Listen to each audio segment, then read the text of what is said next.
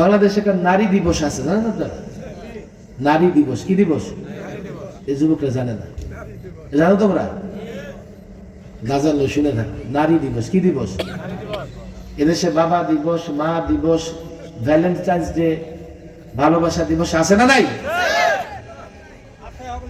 একটা আছে নারী দিবস। নারী দিবসে এক চ্যানেল আমার আমন্ত্রণ করছে যে আমাদের একটা টক শো আছে, আপনাকে আসতেই হবে,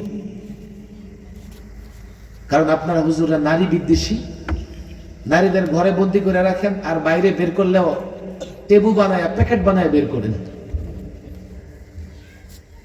আমরা নাকি নারীদের ঘরে বন্দি রাখতে চাই আর বের করলেও কালো কাপড় দিয়ে পেঁচায়া বের করি। আপনারা তো নারীদের স্বাধীনতা চান না, আপনারা নারী বিদ্বেষী। আজকে নারী দিবস, টকশোতে আসেন, কিছু প্রশ্ন আসে, উত্তর দিয়ে যাবেন। আমি গেলাম টকশোতে, যেরকম টকশো ঢুকবো, ঢুকে দেখি 6 জন নারী আর 1 জন পুরুষ। পুরুষটার একটা সাইডে ফালায় রাখছে, আর ঠিক 6 নারীর মাঝখানে আমার একটা বসার চেয়ার রাখছে।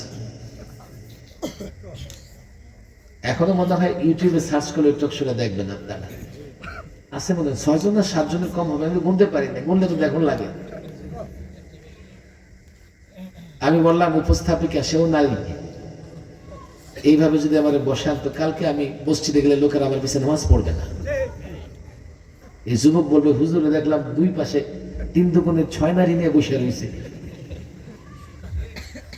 যুবক সারাদিন নারীদের ভিতরে থাকে, কিন্তু মৌলভী সাহেব যদি ঝামেলা করে, মৌলভীরে ছাড়বে? যেহেতু মৌলভী হইছো, তুমি তো তোমার পরিচ্ছন্ন রাখবা, নাহলে তোমার আর সাধারণ যুবকের মধ্যে পার্থক্য কই? পার্থক্য থাকলো না, আর পার্থক্য না থাকলে কালকে যুবকরা তো তোমার সম্মান করবে না। আমি বসবো না। হুজুর বলেন কি? সময় হয়ে গেছে, তাড়াতাড়ি বসেন।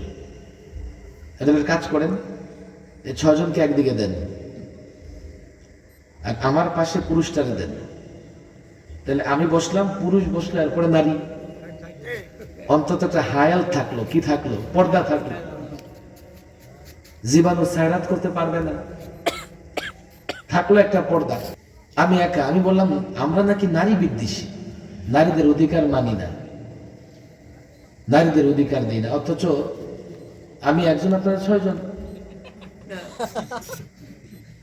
আরো অধিকার লাগবো?